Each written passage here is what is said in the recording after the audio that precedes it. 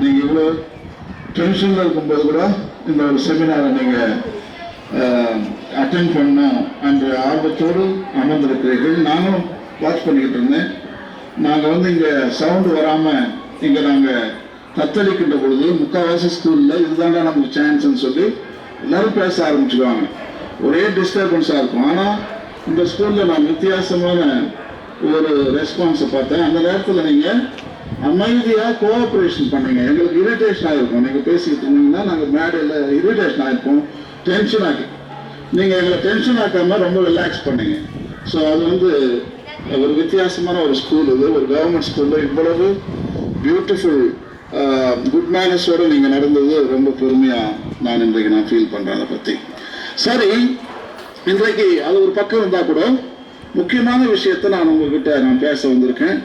அதற்காக முக்கியமாக என்ன இந்த Abdul Kalam, APJ Abdul Kalam green revolution team, முக்கியமாக மணிராஜ், ஆல்பர்ட், பால்ராஜ், பாஸ்கர், மணிமுத்து, இவங்க எல்லாமே.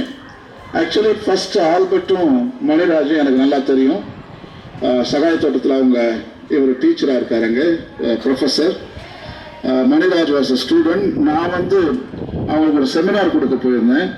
அப்போ அந்த செமினார் கொடுக்கும்போது தான் அவங்க ரொம்ப ஆர்வம் அதிகமாகி பல இடத்துல நம்ம இந்த மெசேஜை கொண்டு போய் நம்ம வருங்கால தலைமுறைக்கு இந்த மெசேஜை நம்ம கொடுப்போம். ஏனென்றால் உணவு மிகவும் முக்கியம். நீங்கள் எக்ஸாம் கூட